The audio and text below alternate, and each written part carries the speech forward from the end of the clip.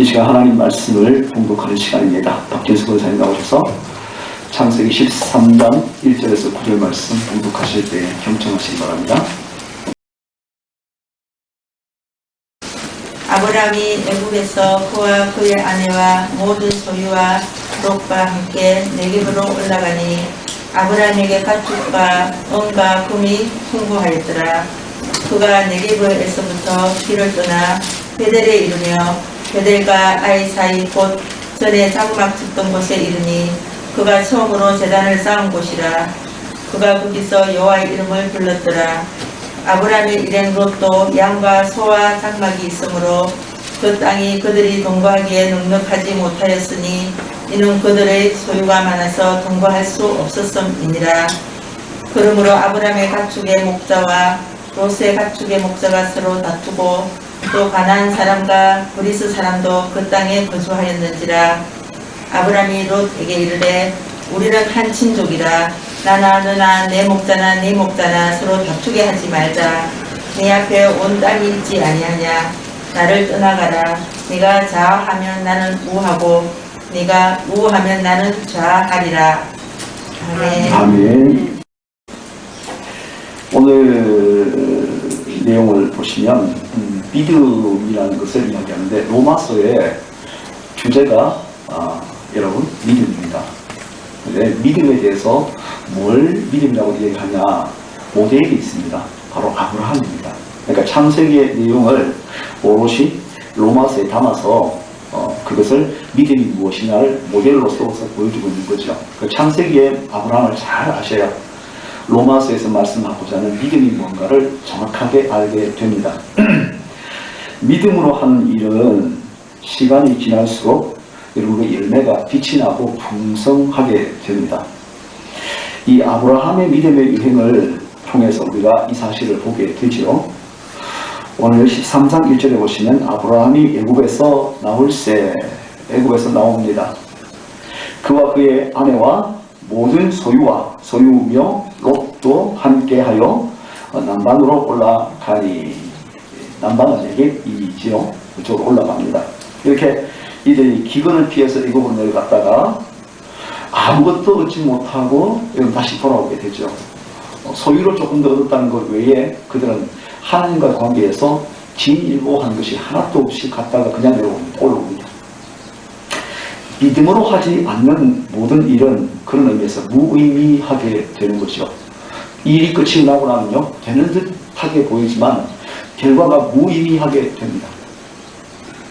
이 아브라함과 그 일행은 결국 옛날 쳤던 장막으로 다시 돌아오게 되죠. 그것이 바로 베델입니다. 그곳은 처음으로 단을 쌓은 곳이라. 아브라함이 이 가나안 땅에 들어와서 처음 단을 쌓았다. 이 베델이 되겠죠. 결국 아브라함은 그가 갈 수 있는 곳이 하나님이 약속하신 땅으로 다시 돌아올 수밖에 없었습니다. 이 값비싼 수업료죠. 잘못했다가는 여러분 약속의 유업으로 받을 사라를 통해서 약속으로 유업을 받을 여러분 믿음의 구원자 구세주를 잃어버릴 수도 있었습니다. 이스라엘 나라가 서지도 못하고 넘어질 수도 있었습니다. 오늘 이렇게 위기 상황 가운데 하나님이 구원해 주셨기 때문에 이들은 값비싼 수업료를 내고 깨달은 것이 있습니다. 원위치입니다. 여러분 믿음으로 하지 않은 일은 잘 나가는 듯 보입니다. 사업이 성공한 듯 보이고 여러분 건강해 보이고 자녀들이 쭉쭉 뻗어나가는 것처럼 보일지 몰라도 여러분 다 지나고 나면 마지막에는 원위치 하시는 겁니다. 그리고는 우리가 하나님 없이 했던 일이 이렇게 되는 거구나 하고 값비싼 대가를 치르고 돌아오게 된다는 말씀이죠. 아브라함이 모델입니다. 하지만 여러분 다시 시작하는 것은 부끄러운 일이 아닙니다. 시작하지 않고 넘어지는 것이 부끄러운 일이지 다시 시작하는 것은 여러분 기회를 주시는 거죠. 그곳 바로 우리의 믿음을 발견할 수 있는 자리, 이 자리로 돌아오는 것이 바로 축복입니다. 여러분 믿음은 뭔가를 이루는 게 아니라 바로 하나님과의 관계를 만들어가는 거죠. 그래서 하나님은 환경을 바꾸시는 걸로 착각을 합니다. 하나님 건강 주십시오.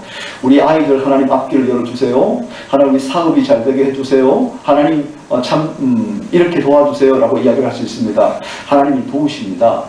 하지만 여러분, 우리의 목표는 환경의 변화에 있지 않습니다. 환경을 변화시켜 주어도 삶이 바뀌지 않으면, 마음이 바뀌지 않으면 생명이 그 속에 깃들 수 없습니다. 그래서 마음을 하나님이 바꾸십니다. 우리의 마음을 바꾸는 거죠. 믿음이 있으면 그래서 환경을 이깁니다. 여러분, 모순된 세상을 살아가면서도 여러분 이길 수 있습니다. 수많은 모순 때문에 여러분 정신적인 찬란을 일으키고 많은 연예인들이 자살을 합니다. 극단적인 생명을 자기를 끊습니다. 왜? 여러분, 그 모순을 이기지 못합니다. 가장 빛나는 듯 보입니다. 하지만 그 자리가 가장 지옥 같은 삶을 살게 되는 거죠. 결국 견디지 못하고 자기 생명을 끊는 일도 있습니다. 그래서 이 환경과 모순을 이길 수 있는 유일한 방법은 믿음밖에 없다. 사람의 이 믿음의 사람은 이 갈등을 극복할 수 있게 되는 거죠. 인생을 살아가면서 갈등이 없는 게 있습니까? 12장 여러분 마지막 절에 보시면 오늘 이 아브라함이 기근 때문에 이 애굽에 내려갔다가 어려움을 당하죠. 갈등을 경험하지 않습니까? 하나님이 극복해 주시고 돌아왔죠. 돌아왔더니 그 다음부터 만사형통이었습니까? 아닙니다. 여전히 그 돌아와서는 또 재산 문제 때문에 롯과의 갈등이 다시 시작됩니다. 여러분, 인생은 갈등이 없다고 여기시면 안 됩니다. 예수를 믿든 예수를 믿지 않든 갈등이 오롯이 똑같이 있습니다만, 문제는요, 믿지 않는 사람의 갈등은 자기 힘으로 극복해야 하는 것이고, 믿는 사람의 갈등은 하나님께 맡길 때 하나님이 그 문제를 푸십니다. 우리는 순종하는 거죠. 그래서 내 뜻이 아니라 당신 뜻입니다. 내 생각 아닙니다. 당신 생각입니다. 내 힘이 아닙니다. 주님 힘입니다. 이게 믿는 사람의 갈등이 극복 방법이고, 믿지 않는 사람은 좌충우돌하고 끝까지 관계를 끝장을 내는 쪽으로 가든지, 아니면 정말 술 먹고 턴다고 이야기하지만 여러분 그것을 해결하지 못하고 어려움을 가지고 있든지 그렇게 됩니다. 이 갈등 가운데서 가장 어려운 게 어떤 관계냐면 가장 가까운 관계입니다. 오늘 여러분 다툼이 시작되는 것을 보게 되는데요. 이 아브라함과 롯은 잘 살았습니다. 여러분, 갈대아 우르에서 하란까지 올 때도 여러분 이들은 한 마음이 돼서 하란까지 왔어요. 하란에서 떠날 때도 아버지와 그 삼촌들을 다 두고 여러분, 이 롯은 아브라함을 선택해서 따라왔습니다. 인생을 맡기는 거예요. 여러분, 누구를 따라간다는 것은 그 사람에 대한 신뢰가 없이는 결코 따르지 않습니다. 롯은 할아버지 되라도 여러분 그 아브라함보다 신뢰 대상이 아니었습니다. 여러분, 그 아브라함의 그 다른 형제들, 그러니까 자기한테 삼촌이 되죠. 삼촌들 누구를 봐도 신뢰의 대상이 아니었습니다. 오로지 아브라함이 그의 신뢰와 생명의 근원이 되는 것을 그는 생각하고 아브라함을 따랐던 거죠. 그리고 여러분, 그가 애굽에서의 고난도 받았고 오늘 올라와서 여러분 자기 일가의 세상을 이루었습니다. 그런데 이 아브라함과 롯이 잘 살아왔는데 이제 갈등이 시작되는 거죠. 7절 말씀 보시면, 그러므로 아브라함의 가축의 목자와 롯의 가축의 목자가 서로 다투고, 자, 아브라함의 목자와 롯의 목자가 서로 다투기를 시작합니다. 이 다툼은 사실은 목자 간의 다툼이었는데요. 목자 간에 다투고 난 다음에 여러분 그날 보고를 할 거 아니에요. 그죠? 왜 다퉜는가 보고를 하면은 아브라함의 조카의 그 목자들에게 들을 것이고 롯의 조카들에게 들을 거란 말이에요. 그는 서로 이야기를 할 때 자기들의 유리한 것들을 이야기할 거예요. 그러면 아브라함과 롯은 이 이야기를 듣고 난 다음에 아유, 괘씸한 놈들, 이거 참 지가 아랫사람이면 지가 좀 조심을 해야지. 아니, 삼촌이면 좀 넉넉하게 여유를 가지셔야지. 어떻게 또 저럴 수가 있나. 그래서 갈등이 생기기 시작하는 거죠. 가까운 사이에 갈등이 생기면 극복하기가 더 어렵습니다. 차라리 먼 사이 같으면 안 보면 됩니다. 근데 원수는 어디에 있나요? 옆에 있습니다. 우리가 여러분 영국이나 여러분 저기 있는 프랑스나 이 사람들을 그렇게 미워하지 않습니다. 근데 우리가 제일 미워하는 사람이 누구입니까? 오로지 일본만 되면요, 목숨 걸고 우리가 게임이 안 돼도 전력적인 부족함이 있어도 일본과 배구를 하면 죽어도 이게 돼요. 일본과 야구를 하면 생명 걸고 축구를 하면 몸을 던졌어도 이겨야 돼. 그래야 영웅 대접을 받습니다. 왜? 가장 가까이 옆에 있는데 가장 갈등이 많았기 때문에 서로 간의 이 갈등을 극복할 수가 없는 것이죠. 아브라함의 목자와 롯의 목자의 갈등이 이유가 무엇일까 보시면 2절 말씀을 보시죠. 보시면 이렇게 되어 있습니다. 아브라함에게 가축과 은과 금이 풍부하였더라. 이렇게 됩니다. 자, 그리고 3절 말씀해 보시면 그가 내국에서 길을 따라 베델에 이르매 베델과 아이 사이에 지금 장막을 쳤더라. 쭉 말씀하시고요. 그 다음에 6절 말씀 보시면 그 땅에 그들이 동거하기에 넉넉하지 못하였으니 이는 그들의 소유가 많고 동거할 수 없음이라. 이렇게 나오죠. 오늘 이 롯과 아브라함이 함께 동거를 했다, 함께 있었다, 그렇게 말을 합니다.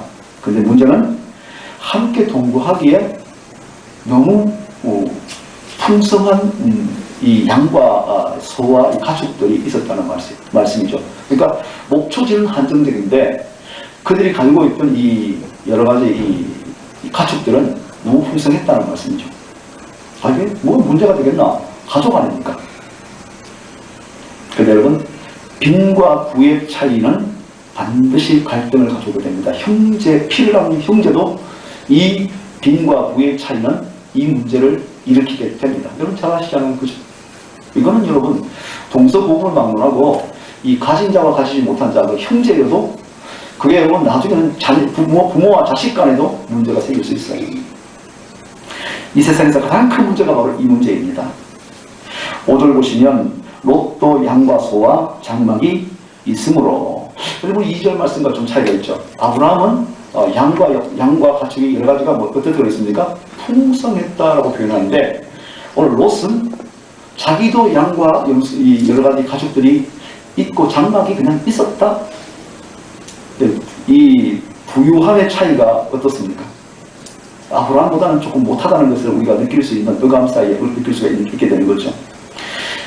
가난한 자들이 가지고 있는 여러분 마음이 지금 우리 한국에 지금 여러 가지 문제를 일으키고 있습니다. 노사의 문제도 여기에서 출발합니다. 여러분 노사의 문제는 사실은 사용자와 노동자의 문제는 서로 간에 여러분 가지고 있는 이 마음의 그릇의 문제에서 출발을 합니다. 가난한 자들은 자신들의 가난의 문제가 부자 때문이라고 여러분 지금 생각합니다. 특별히 한국 땅에는 더 심합니다. 그래서 당신들이 부정부패했기 때문에 그것이 우리에게 돌아오지 않고 있다, 이렇게 생각하는 거죠. 그리고 당신들이 버는 돈은 다 우리 거다 생각합니다. 다 나눠서 가져라. 똑같이 나누자.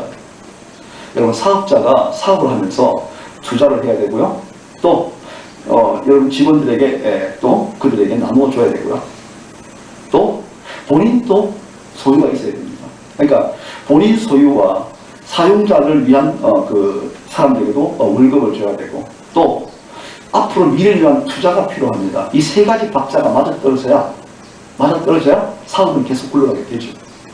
근데 벌어들였던 여러분 이 모든 이익들을 그냥 같이 털어서 나눠 쓰자면 어떻게 됩니까? 한도도 나갈 수가 없게 되는 거죠. 그래서 여러분 서로의 바라보는 시각의 차이가 있습니다. 노동자는요 먹고 살면 되는 문제입니다. 내 행복이면 됩니다. 사용자는요 사실은 미래까지 바라봐야 합니다. 이런 문제가 있음에도 불구하고 가난한 자들은 그렇게 생각합니다. 왜 너는 많이 가져가고 난 적게 가져가냐? 이 단순 논리로 접근할 때가 있습니다. 근데 여러분 진짜 부유한 나라는 어떤 나라냐면 그렇게 생각하는 거죠. 이 부자의 부의 문제는 하나님이 주셨다라고 생각하는 겁니다. 근데 여러분 가난한 자도 똑같이 그렇게 생각하는 거죠. 오늘 이렇게 여러분 이 잘 사는 것이 정직해서가 아니라 나쁜 방법으로 부를 축적했기 때문이다 생각하는 이 생각이 결국은 갈등의 시발점이 됩니다. 근데 여러분 유럽의 사회는 좀 그렇지 않은 것 같습니다. 유럽 사회는 부자를 존중합니다. 여기에는요 한국 사회가 많이 회개해야 될 부분이 있습니다. 부자들도. 하지만 가난한 사람들은 여러분 어떻게 생각하냐면 그 부자 덕분에 우리가 함께 산다 생각합니다. 그리고 존중하는 거죠. 왜? 그들이 부자로서 잘 사업을 해줌을 통해서 우리도 함께 산다 이렇게 생각하는 거예요. 그리고 사실은 부자들도 자기가 죽을 때에 어떻게 합니까? 이 사업의 대부분들을 사업하는 겁니다. 이게 부자들이 가지고 있는 여러분 이 가치관이죠. 근데 우리 한국 사회는 아직도 이 마음이 아직도 어린 것 같아요. 부자들도 똑같습니다. 가난한 자만 이런 생각을 가지고 있는 건 아닙니다. 부자들도 가난한 이들을 귀히 여기고 사랑하는 마음이 별로 없습니다. 여러분, 저는 여러 번 봤습니다. 제가 뭐 서울에 있는 사람들의 부자를 보지는 못했지만 대구, 부산, 여러분 여러 곳에 있는 부자들을 봤습니다. 교회에서 꽤 부자가 되는 분도 봤습니다. 근데 그분들이 부자가 되고 교회에서 일을 하다 보면 그 젊었을 때의 마음이 높이와 부자가 되고 난 다음에 마음의 높이가 차이가 있더라고요. 교역자를 대하는 마음도 틀리고요. 사람들을 대하는 태도도 틀리더라고요. 인간은 조금만 잘났다, 자기보다 조금만 잘나면 못한 일에 대해서 무시하는 경향이 있습니다. 함부로 말을 합니다. 말을 함부로 하지 않는 태도, 태도 자체가 다른 사람에 대한 태도가 틀리게 되는 거죠. 이것이 갈등의 전조가 됩니다. 오늘 여러분, 이들이 이런 문제, 빈부의 그 자체가 문제가 아니라 빈부에 처한 사람들이 가지고 있는 이 자세, 태도에서 갈등의 전조가 있고요. 두 번째는요, 거처 공간이 함께 거할 거처가 공간이 부족했다는 거죠. 비좁았다는 겁니다. 6절 보시면 그 땅에 그들의 동거함을 용납치 못하였으니 곧 그들의 소유가 많아서 동거할 수 없으니라. 가난할 때는요, 사랑했습니다. 우리가 여러분 피난 시절에 여러분 또 우리가 가난했을 때, 저만 해도 여러분 어렸을 때 방에 저희 형제들이 함께 살았습니다. 4명이 다, 그 다음에 어머니 아버지랑 따로 함께 막 살았습니다. 이불 자다가 있지 않습니까? 자다 보면 이불이 부족해서 땡깁니다. 한쪽은 발이 나오고 한쪽은 땡기고 그렇게 살았습니다. 그때는 그렇게 살아도 당연한 줄 알았습니다. 이제는 하나이가 한 방을 차지해도 불평이 많습니다.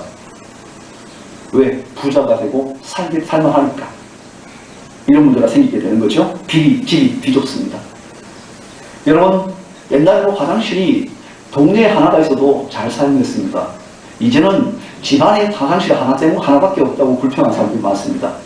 그래서 안방에 화장실, 거실에 화장실, 또 여러분 손님방에 화장실, 여러분 곳곳에 화장실을 만들어도 여러분 흔히 40평이니 30평이니 이야기를 할 때가 많습니다. 왜? 우리의 마음그릇이 달라졌습니다. 신문 오면요, 누가 먼저 보느냐의 싸움도 있습니다. 이제 여러분 땅을 넓히거나 여러분 아니면 누군가 떠나야 될 이런 어려움이 좀 생겼습니다. 이런 거에다가 정말 중요한 것이 한 가지가 있습니다. 바로 이 갈등의 대리전 양상을 띈다는 거죠. 지금 우리는요, 정치판을 보게 됩니다. 보시면 얼굴 없는 전쟁을 하기 때문에 우리가 보는 시각에서 왜 저러냐, 정치만 들어가면 왜 저러냐 이렇게 생각을 합니다. 대리전을 하고 있게 되는 것입니다. 대리전은 이런 겁니다. 여러분, 뒤에 실질적인 보스가 뒤에 있고요. 앞에 서는 사람, 대리전하는 사람들은 그 보스나 당의 이익을 대변하기 위해서 다른 걸 보지 않습니다. 우리의 이익이 되면 줄을 섭니다. 이익이 되지 않으면 전쟁입니다. 그래서 여러분, 당과 당의 대리전을 하는 사람들은 용납이 없습니다. 인신공격도 마다하지 않습니다. 왜?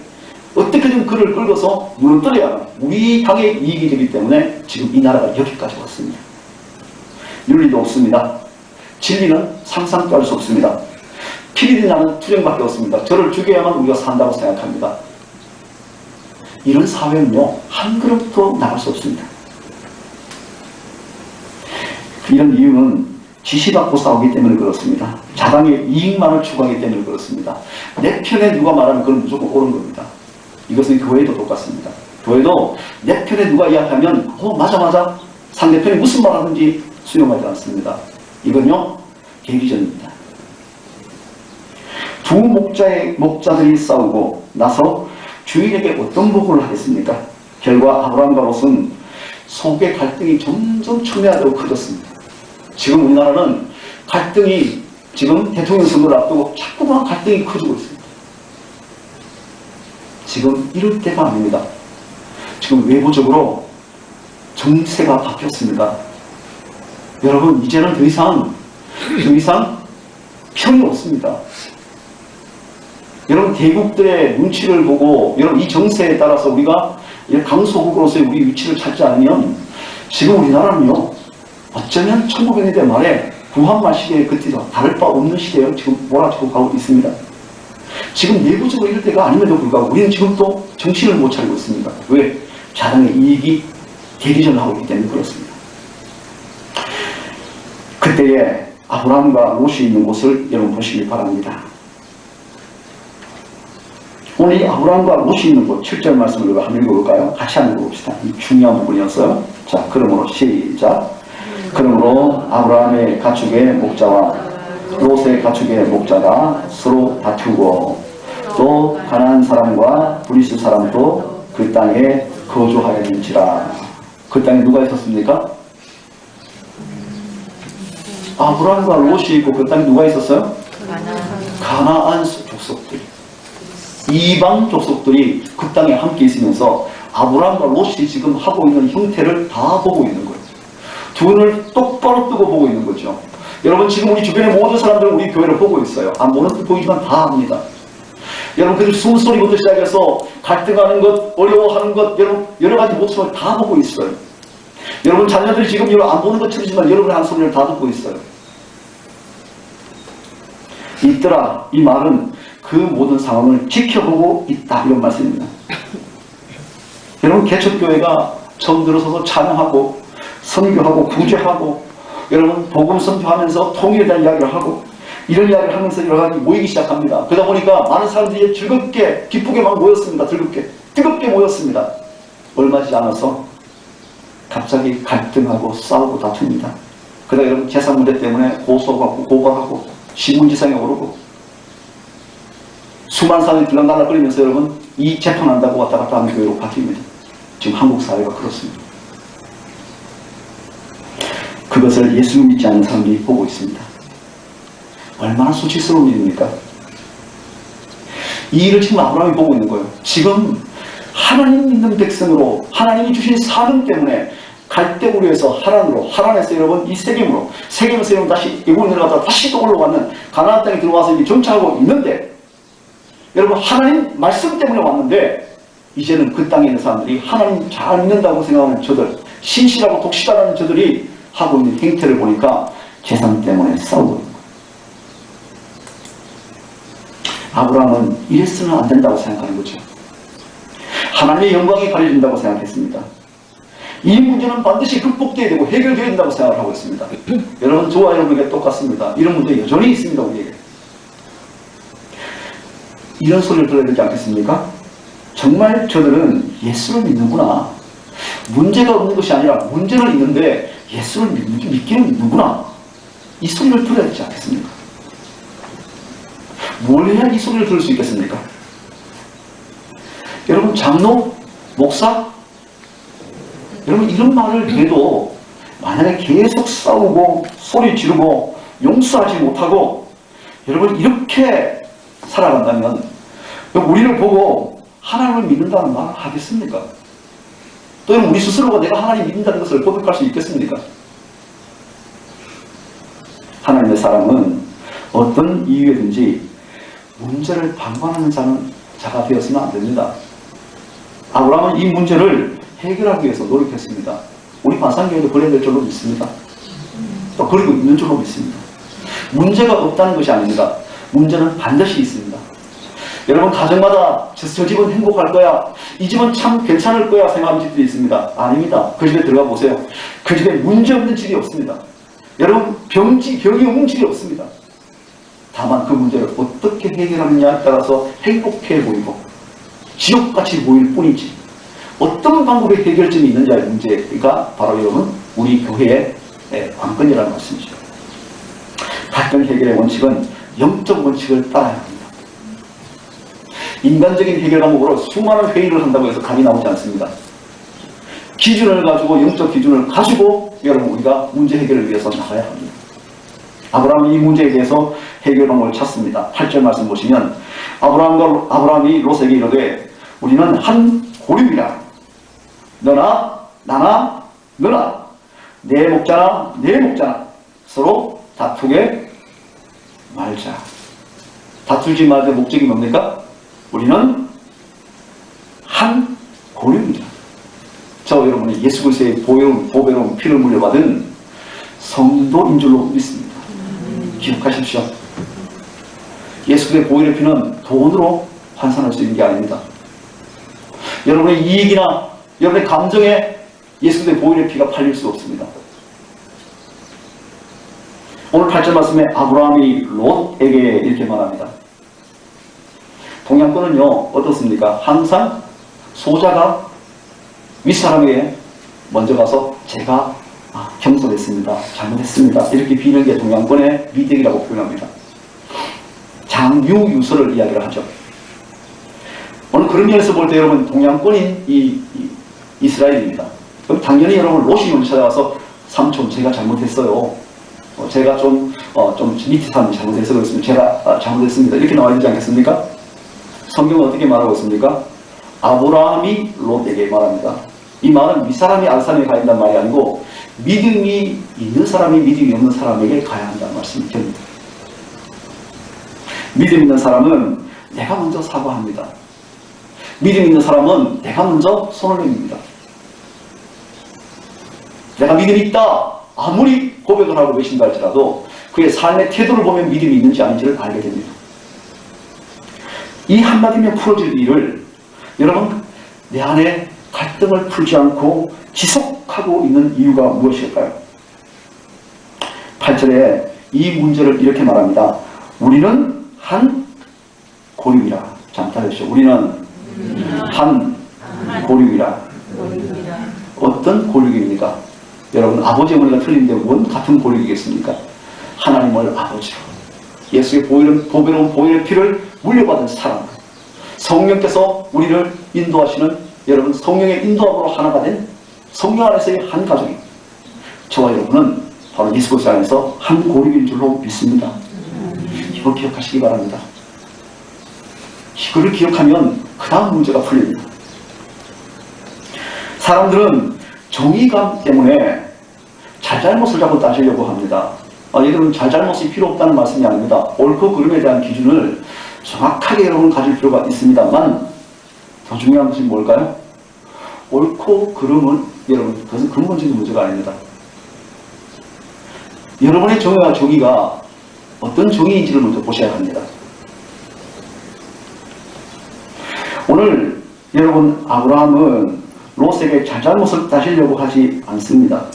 왜냐하면 여러분 이 정의가 정의를 외치는 그 사람은 그 사람의 정의가 옳은 것 같습니다만 그 사람이 정의롭게 살지 않을 경우가 많다는 것이죠. 정의를 외칩니다. 이게 옳지 않아요? 저게 바르지 않아요? 이래야 되지 않습니까? 라고 이야기합니다.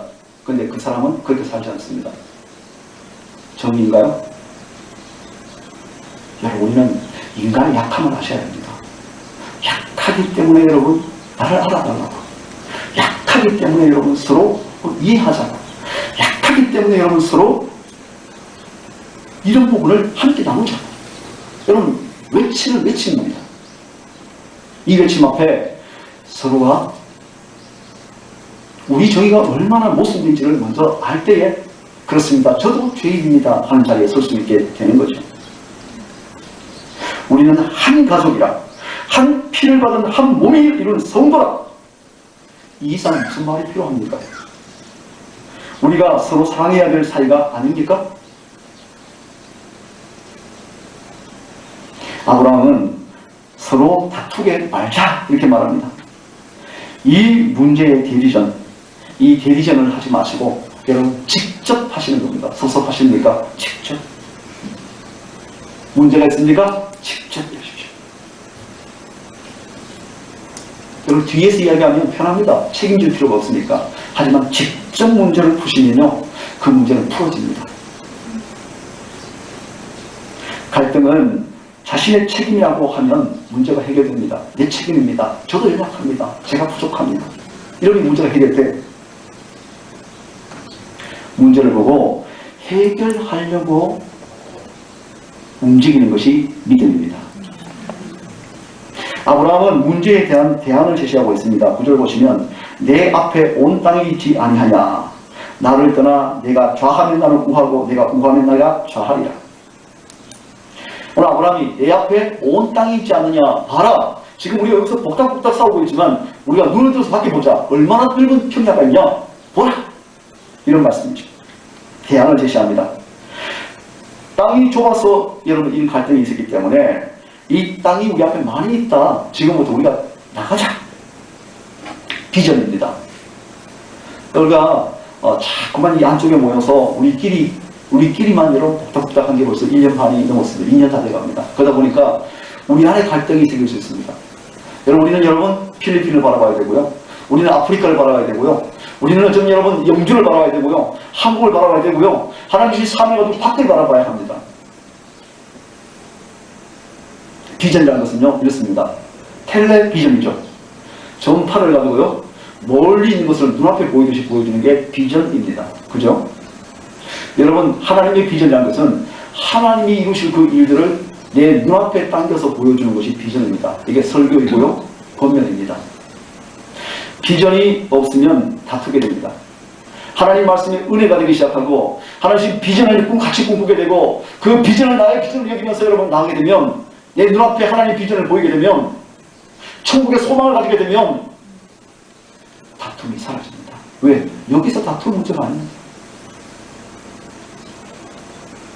오늘 아브라함이 나를 떠나라 이렇게 말하죠. 이 말은 떠나라 추방한다 이런 말이 아닙니다. 우리가 나가자 이런 말이죠. 세상이 시끄러운 이유는 정의를 말하는 사람은 많습니다. 각자 보세요. 다 정의입니다. 다 옳은 겁니다. 너는 틀렸고 나는 옳다. 여러분 다 정의를 말합니다. 문제는요.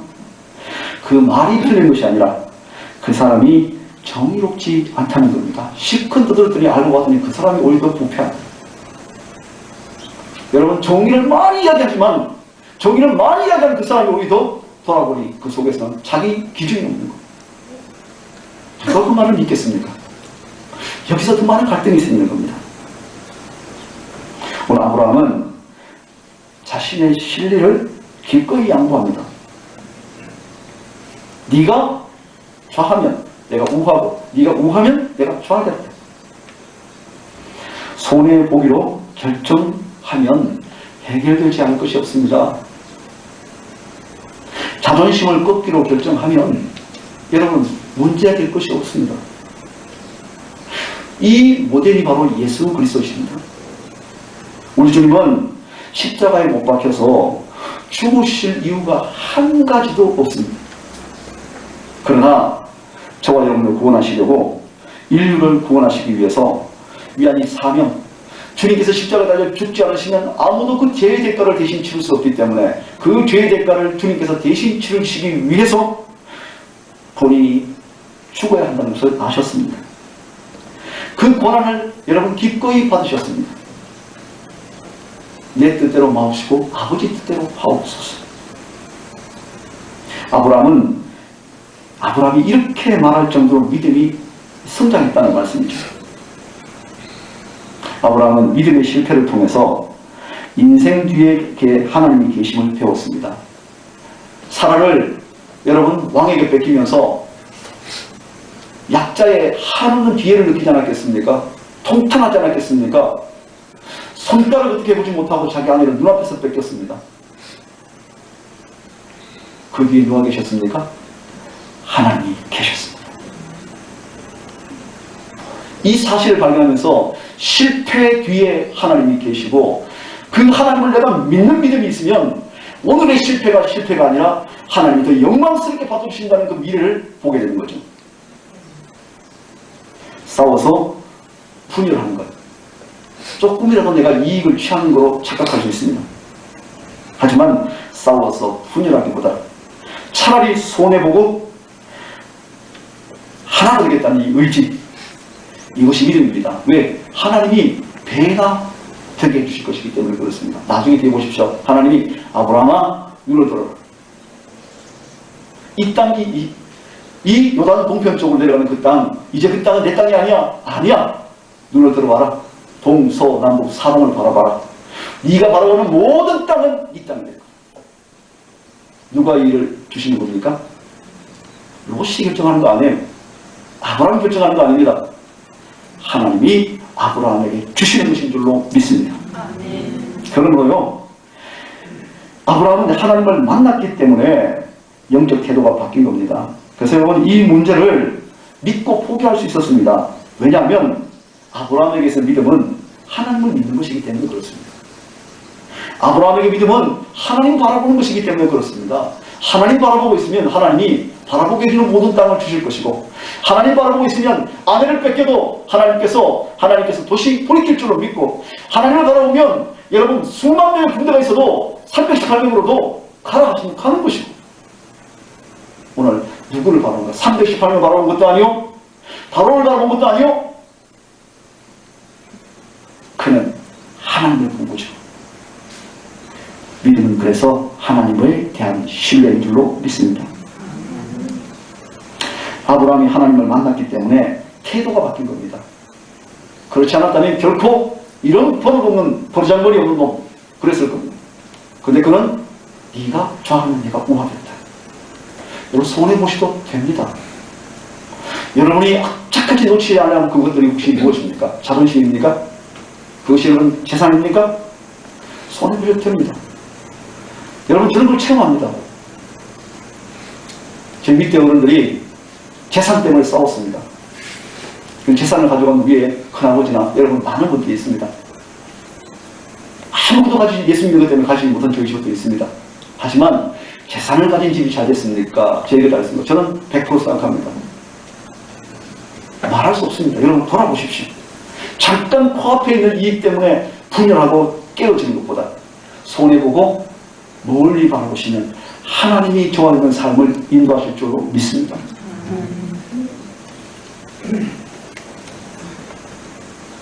사랑하는 성도 여러분, 하나님과 승부하십시오. 사람과 승부하지 마십시오. 하나님과 여러분 경쟁하십시오. 하나님께 무릎 꿇고 엎드리십시오. 사람 붙들고 감정으로 갈등하지 마십시오. 결론은 하늘과 땅 차이입니다. 사랑하는 성도 여러분, 여러분에게 갈등이 있습니까? 당연합니다. 갈등 없을 수가 없습니다. 잘하는데 어떻게 갈등이 있겠습니까? 뻗어나가다 보면 여러분 벽도 부딪히고요, 뻗어나가다 보면 여러분 다른 나무에 부딪히고요. 그럴 수 있습니다. 당연한 사실입니다. 하지만 손해보기가 두려워서 갈등을 해결하지 못한다면 한 걸음도 움직일 수 없습니다. 아직도 자존심을 지키기 위해서 갈등을 계속 붙잡고 있다면 여러분 우리는 한 걸음도 갈 수 없습니다. 찰싹거리는 작은 파도 보고 마음이 졸여서 못 갑니다. 우리의 망망대해가 펼쳐져 있습니다.